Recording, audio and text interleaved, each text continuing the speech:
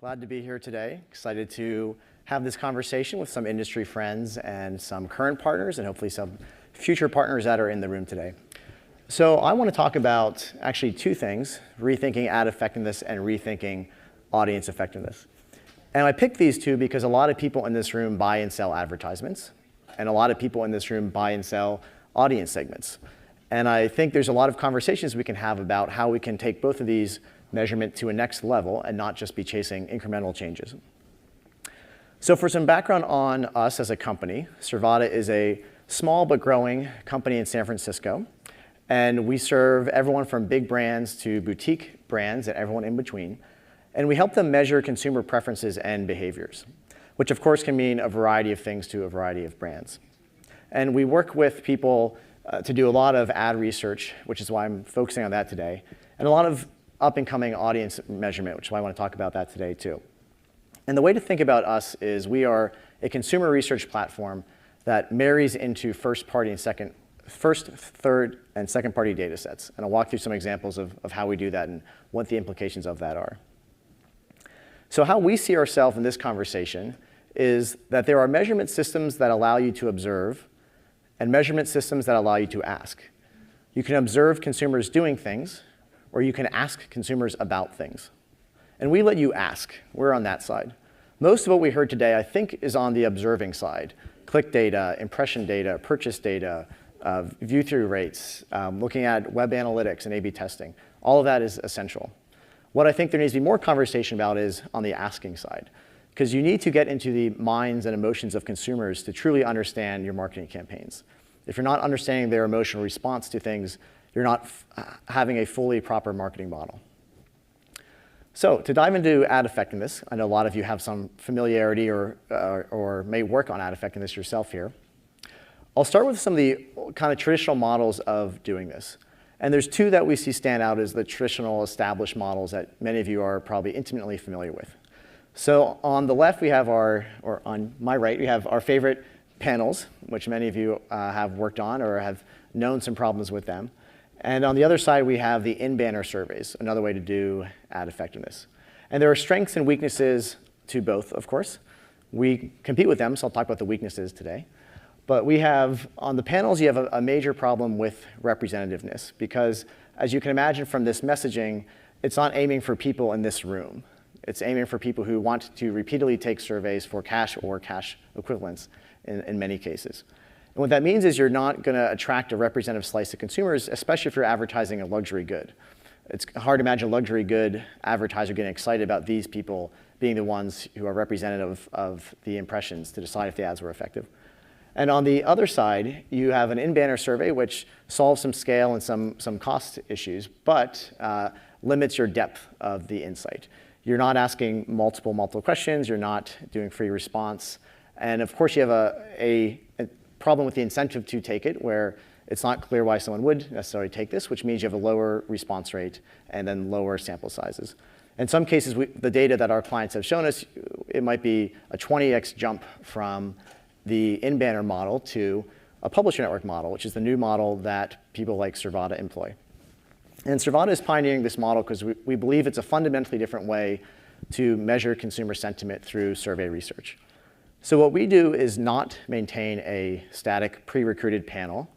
We instead partner with thousands of different publishers and apps and sites around the web and have their visitors take our clients' targeted surveys to unlock some type of content or experience that's already on that publisher site.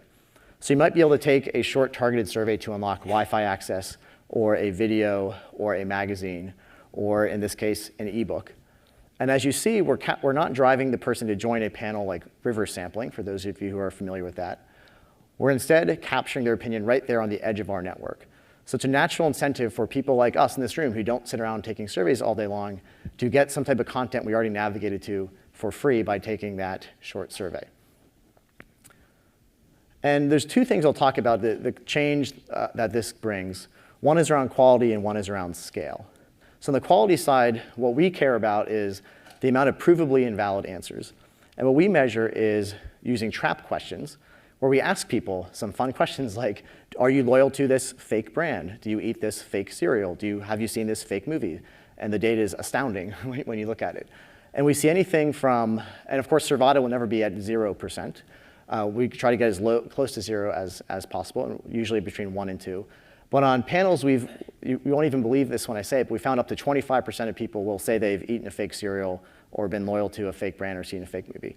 And we can usually wipe out 75 to 95% of that just by not going after people who are taking surveys all day long. And also because we're not giving a cash incentive, we don't have a survey robot problem, which I know sounds laughable, but there's actually a legit problem in the traditional panel industry of robots. Because you can write a script that would take a survey and answer the way you think it should be answered to get that cash or cash equivalent. But more importantly and more exciting is this difference in scale. And it's not reach for reach's sake. But what we actually see is when you have drastically more reach, and the publisher model lets us piggyback on the reach of thousands of different publishers, which means you can reach hundreds of millions of unique devices per month with your aggregate top-line reach, which means you're bigger than all panels, not just one particular panel. And what that means is you're going to get more respondents. And more respondents, again, is not more respondents just for more respondents' sake. It means that you have a faster cycle to get to statistically significant data. And this is the critical part. Because if you get to statistical significant data faster, you can make decisions faster, which means even down to a sub-campaign or creative level, if you get to statistically significant data faster, you can move from batch to real time. And think about that. If we have clients who tell us they used to get a post-mortem report after the campaign, and now they're getting the live real-time data while the campaign's still running because of that increase in sample size. Meaning you can make adjustments. You can actually just spend and make impact to the campaign so your dollars are better spent while the campaign's running. And we're happy to see this narrative start to take off. For those of you who are at the ARF event in June, a director at Unilever gave a great talk called "The Time for Real Time is Now," about moving to real time in marketing measurement. And we obviously couldn't agree more, and that's what we get excited about from a shift in how clients are thinking about ad effectiveness. So to change gears to a different topic, but a related topic, I'll talk about how we see clients rethinking audience segment effectiveness. And you guys probably all know the usual suspects, and many of you may even work at these usual suspects, of the companies that aggregate different consumer actions and map them to online profiles and do a wonderful job at it. And these are our partners, and what we can do is tap into this data set to unleash all types of new insights. And we do this because there was a problem that was flagged to us by many of our brand clients. And those of you who are at the Green Book event in June in Atlanta saw me talk about this on stage with Clorox. They were one of our launch partners for testing this. And what these brands like Clorox said was there is this disconnect between insights teams and advertising teams. The insights teams were talking to panelists. Our friends are back here on this slide.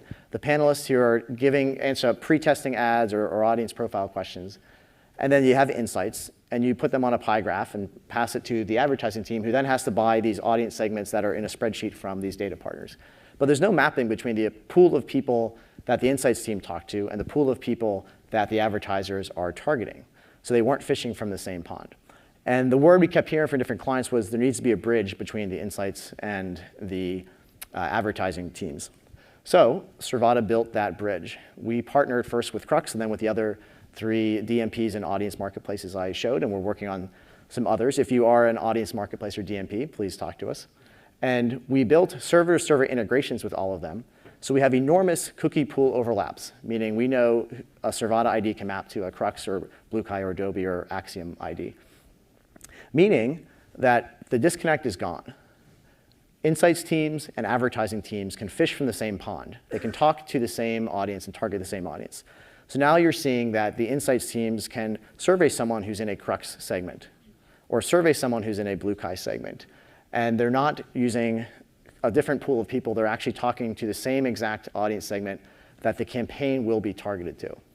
And that's pretty exciting for a few reasons, because it lets our clients rethink how they do a lot of these different activities. So for segment validation, that means you can actually get confidence that the people in an audience segment are who they're supposed to be. Whether you're reaching auto intenders or grocery decision makers or mortgage applicants or whatever, you can now get the confidence by actually interviewing a representative sample of them across that publisher network that I talked about, that this segment is who it's going to be, which of course means that more confidence for the advertiser is more data purchase, so it's good for our data partners as well. Or to take a step back, if you don't even know how to map your buyer personas to any of these audience segments, because there's hundreds of thousands of them across these different partners, you can use this tool for segment selection. You can actually run your existing typing tool across 15 or 20 or 30, whatever, candidate segments, and then learn which segments actually are your people. So you can say this segment has a high percentage of our people who pass our typing tool, and this segment does not. So you can actually know up front, instead of just picking from a spreadsheet, you can know up front which segment is right for your campaign. Or I mentioned ad pre-testing. So this is something that we think is a no-brainer. If you're testing banner ads or video ads, why would you survey a pool of people that is different than the pool of people who will see the ad when it runs online? You can actually now do your pre-testing against the exact same audience segments from the exact same partners you'll be using for the media buy. And this is what we see clients get really excited about, to finally have that bridge between what the insights teams are doing and what the advertising teams are doing. So there's, of course, more, and we like to think about what else are clever marketers rethinking using different types of consumer research and consumer interviewing technology, whether it's with Servata or even outside of Servata. And there's a few I'll talk about in no particular order. So the first is audience profiling. Obviously, brands have been profiling their audience for years in a digital or non-digital manner. In a digital manner, they've generally been doing email surveys to their list, or putting those roadblock surveys you see on different e-commerce and media sites, where you land on the page and it says, thanks for coming by, please take a survey, which of course can be disruptive to the e-commerce or media experience if there's no reason for you to take it. And what we're seeing is brands now tag visitors to their site with a pixel, and then survey them in the hours, days, and weeks that follow across that publisher network I showed you. So they're still getting rich audience insights, but they're not hitting their email lists and dealing with list atrophy, and they're not roadblocking their own visitors to their e-commerce or media site. So it's a totally different way of thinking about audience profiling. We also see people use this technology for some types of CRM validation. Obviously, there's many ways to onboard your email list and your CRM to an online profile. And then we can match those online profiles to people we see across that publisher network. So you can learn what's right or not so right about your CRM data. There's no PII, to be clear. We're not able to do anything at the individual user level for individual privacy. But you learn a lot about what's right or wrong in your CRM metadata through this approach. And then I've seen a new way of building audience segments that I think is clever. There's a lot of interesting ways in or out of Servata to build proprietary audience segments. But we've seen clients realize that your seed data can actually be the survey data you collect across this big network. So if you do a massive audience survey across the Servata network as your seed data, you can use the variety of lookalike technologies that are out there to expand that into an addressable programmatic audience segment. And that's a first-party segment that you own and can use for different marketing efforts. And it's just another clever way to think of how we can build audience segments for our clients. So that was all I had. Thank you all for listening. And we do have a booth in the hall if you want to chat with myself or my colleague Justin, who is here today. And we are, I believe, sponsoring the happy hour. And there's, I think, a Servatatini. So if you want to enjoy a Servatatini, which I haven't had before, but I hope it's good, happy to talk to you there. Or I think we have a minute and a half for questions. We're good? Okay. No time for questions, but we'll see you at the reception. Thank you.